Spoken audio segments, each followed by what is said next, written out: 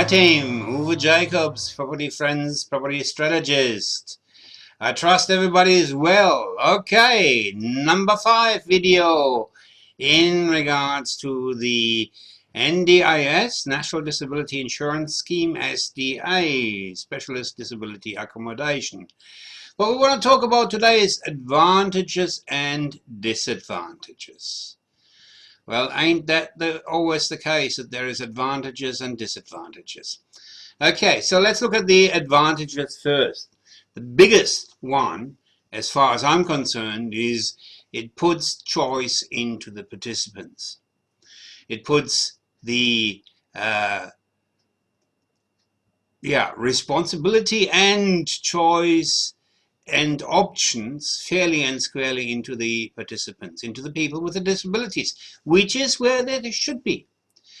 So they are no longer bound to the SIL, to the supported independent living providers, which used to be in the past the case and caused some not so nice circumstances at times, because the SIL providers were at times holding the people ransom, and especially the bigger facilities certainly didn't work to my knowledge to the best opportunities, which is also the reason why the NDIS SDA was created, to provide, and that is a specific intent of the system, to provide smaller specialist disability accommodations.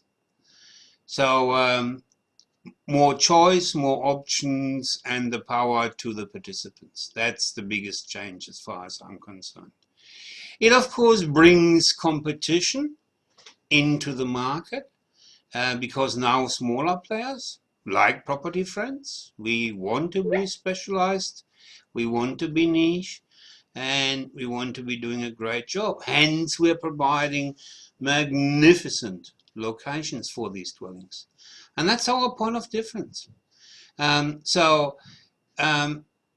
is always good for the market, as far as I'm concerned, because it flushes out the providers and the players that are doing the wrong thing. The churn and burn marketeers, they're not going to survive, for sure. And it is also one of the big advantages is it is, as far as I'm concerned, a great investment. Hey, if I can get, let's say, an 8 to 15% investment that is effectively government backed for 20 years, you'd have to be on a winner, wouldn't you? Yes, there's some compliance cost. Yes, you need to jump through a few hoops, but one of the other big advantages that I see is you can make otherwise expensive locations work for themselves and work very well, which means that we can, in translation, bank on future capital gains and tie up locations that are second to none.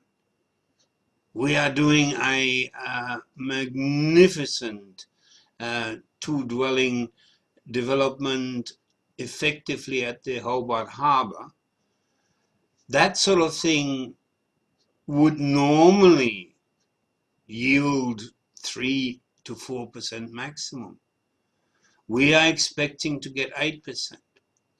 So in essence, you can, with the right setup, double what is normally a good rental yield. I would argue the case that most of us are quite happy with 5% rental yield. Well, if I can get 10, I've doubled the investment. That would have to be an advantage. What's the flip side of the coin? There are, of course, disadvantages. The designs are very specific and, of course, are more arduous, are more expensive, hence making them costly. Especially depends, of course, which classification you go for. If you go for the HPS, high physical support classification, where you need hoists over the bed or provision for those, and so on and so forth.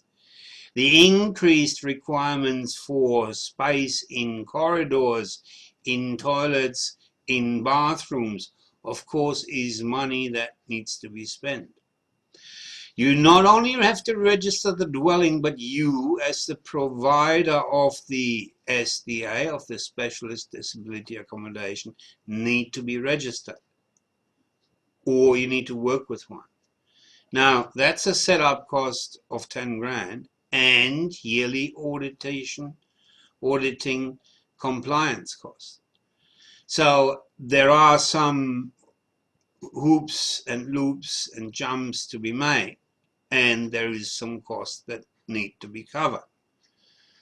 Hence, do your due diligence. Be aware of the companies that are promising 15 to 20% and only tell you the half of the story. So understand the game, understand the other cost, the compliance cost, understand who you are working with and who you get to work for you. We're having a briefing session with Q&A at 5 p.m. Leave us any comments, any questions below.